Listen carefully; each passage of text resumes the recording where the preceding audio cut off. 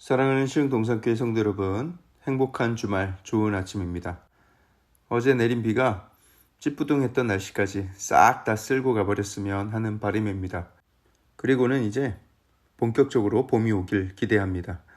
봄이 오면 저와 여러분들의 몸과 마음에도 함께 봄이 와서 기쁨의 꽃이 피고 또 평강의 새싹이 한껏 돋아나길 축복합니다. 여러분, 남미에 있는 어떤 카톨릭 교회에 경고문이 하나 붙어 있다고 해요. 워낙 좀두둑이 많은 동네여서 그런지 이렇게 써 있었다고 합니다. 지갑을 잘 간수하시오.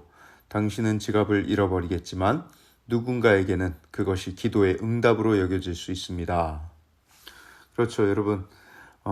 여행지에서 지갑을 잃어버린 사람의 심정을 아십니까? 그 지갑을 빨리 찾지 않는다면 여행지에서 낭패를 당하겠죠. 아마 그 지갑을 찾게 해달라고 간절히 기도하게 될 것입니다. 또한 여러분들은 당장 돈이 없어서 굶을 수도 있는 그런 가난한 사람의 심정을 이해하십니까? 제발 가족을 굶기지 않게 해달라고 교회에서 간절히 기도하는데 교회 마룻바닥에 지갑이 떨어져 있고 그 안에 현금이 가득하다면 기도의 응답으로 여겨질까요? 여러분, 우리는 참 유머러스한 세상에서 살아가고 있습니다. 남의 인생뿐만 아니라 내 인생도 한 발짝 떨어져서 멀찌감치해서 바라본다면 그 속에 얼마나 극적인 요소가 많이 있고 얼마나 재밌는 이야기가 넘쳐나는지 모릅니다. 희노애락, 기쁨, 노여움, 슬픔, 즐거움이 넘쳐나는 인생입니다. 누구의 인생이든 그 안에 책으로 몇 권을 써도 모자랄 정도의 흥미진진한 이야기가 가득하다는 거예요. 하지만 여러분, 어떤 이야기든 기승전결이 있듯이 우리의 인생에도 반드시 결말이 있는데요. 그 결말은 무조건 해피엔딩이 되어야 합니다. 기승전까지는 사람마다 다 스토리가 다양하고 그 긴장감이 다를 수가 있지만 인생의 결말은 반드시 해피엔딩이 되어야 합니다. 문학작품이야 뭐 해피엔딩이든 새드엔딩이든 어차피 다 허구니까 상관이 없겠지만 우리의 생명은 너무나 소중하기 때문에 절대로 비극이 되어서는 안 되는 것이죠. 우리가 이 땅에서 부자로 살든 가난하게 살든 가족이 많든 적든 건강하든 연약하든 인생의 기승전과는 상관없이 무조건 그 인생이 해피엔딩으로 끝나는 결말. 그 유일한 길은 그 인생이 영생을 얻어서 천국에 들어가는 것입니다. 영생을 얻게 된다면 이 땅에서의 모든 갈등과 문제들이 결국 다 아무것도 아닌 문제가 되고 영원한 기쁨 가운데 들어갈 수가 있기 때문이에요. 그리고 그 영생을 얻는 유일한 방법은 이 땅에 살아가는 동안 예수 그리스도를 믿는 것입니다. 이 땅 살아가는 동안 예수 그리스도를 만나고 그분을 믿고 구원을 얻은 성도들은 이미 해피엔딩이 보장된 인생을 살아가고 있음을 기억하시기 바랍니다. 그러니 여러분, 어떤 일을 만나도 두려워하지 마시고 그 영원한 승리, 영원한 생명을 기대하며 살아가시기를 주님의 이름으로 축복합니다. 자, 그럼 오늘 2022년 3월 26일 토요일 시동을 위한 메시지 지금 시작합니다.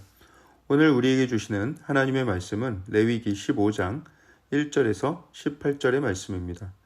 레위기 15장 1절에서 18절의 말씀.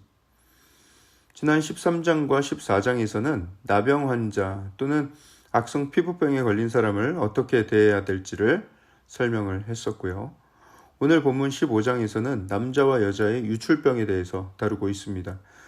유출병이라는 것은 물과 같은 액체가 몸 밖으로 흘러나오는 병을 가리킵니다.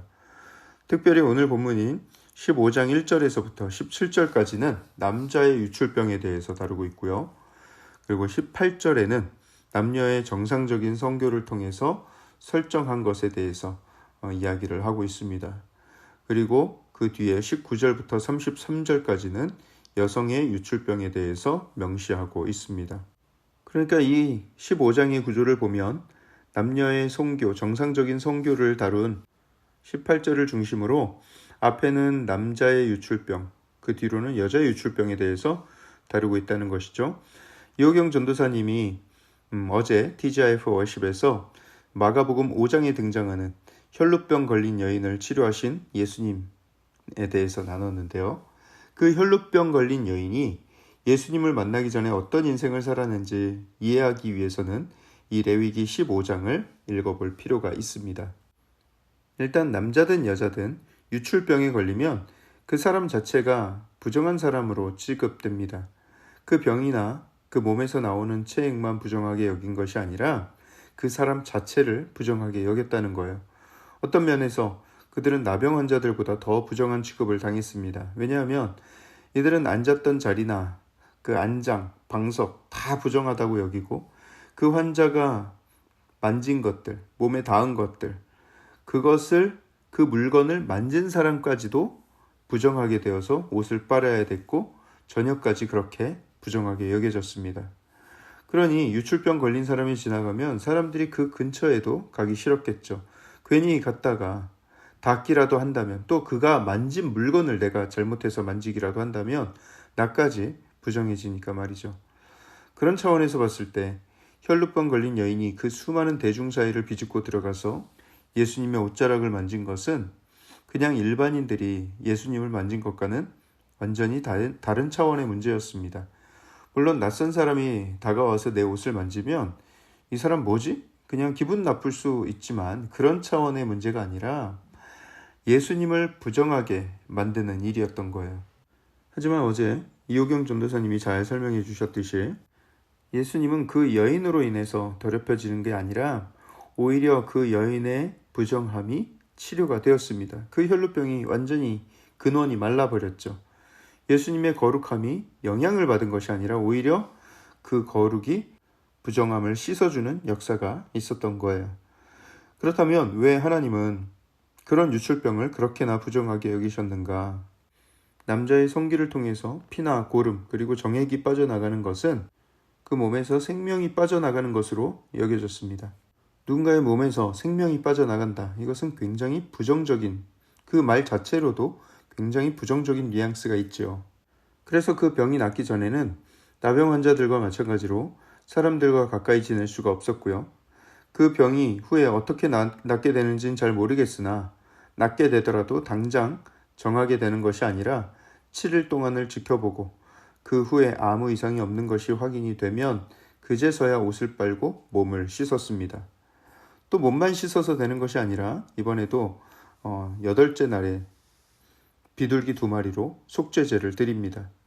남성의 비정상적인 유출은 주로 문란하고 비정상적인 성관계에서 비롯되었을 가능성이 높기 때문에 하나님은 그 병을 부정하게 그리고 죄악시하셨고 만약에 회복되더라도 그 근원이 되는 죄까지 완전히 씻기를 바라셨던 것입니다. 병은 생겼다가 사라질 수도 있고 또 유출병도 마찬가지로 시간이 지남에 따라서 자연적으로 치유될 수도 있겠죠. 하지만 그렇다고 해서 그 사람의 죄까지 해결되는 것은 아니라는 것입니다.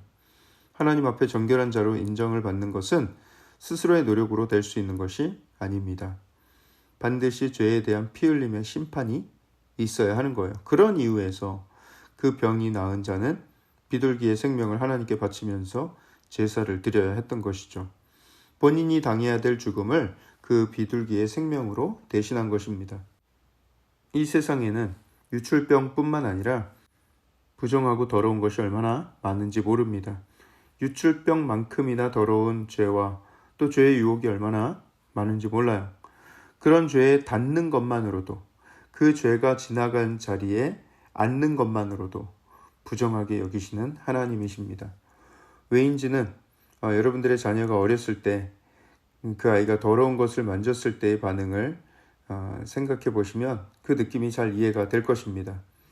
아이가 길 가다가 땅에 기어나온 지렁이를 손으로 집으려고 한다거나 어떤 남의 집 강아지가 길에다 싸놓은 똥을 밟으려고 한다면 에이 지지 하면서 못 만지게 하고 다가가지 못하게 하겠죠. 만약에 만졌다면 큰일 난 것처럼 집에 데려가서 깨끗이 비누로 몇 번이고 씻기겠죠. 또 그냥 한눈에 봐도 청결해 보이지 않은 사람이 막 버스에서 콜록콜록 기침을 하고 막 병든 사람처럼 있다가 그 사람이 내렸을 때 우리 어린 자녀가 그 자리에 앉고자 한다면 저는 좀 다리가 아파도 그냥 같이 서 있자고 할 것 같아요. 우리 하나님께서 죄를 여기시는 것은 그보다 더 더럽게, 더 혐오스럽게 대하십니다. 사랑하는 자녀들이 그렇게 더럽고 추한 것에 살짝 닿는 것마저도 하나님은 부정하게 여기시고 씻기고 싶어 하시는 거예요. 하물며 그 죄 안에 푹 젖어 살아간다면 하나님 마음이 얼마나 아프시겠습니까? 그러니 우리는 죄 씻음을 받은 주의 자녀답게 늘 거룩에 힘쓰며 거룩한 길을 걸어가야 하겠습니다. 사실 이 부정한 세상을 살면서 어떻게 부정한 것이 안 닿을 수 있겠으며 어떻게 죄를 100% 완벽하게 피해갈 수 있겠어요. 다만 더럽혀진 것을 주님께 들고 나아가면 예수께서 당신의 보혈로 씻어주시는 역사, 또 그 옷자락을 만지는 것으로도 부정함이 정함이 되는 역사를 이루실 것을 믿으시기 바랍니다. 어떠한 상황에서도 우리 주 예수 그리스도를 찾아서 늘 정결함을 유지하며 살아가는 저 여러분들 되길 주님의 이름으로 축복합니다.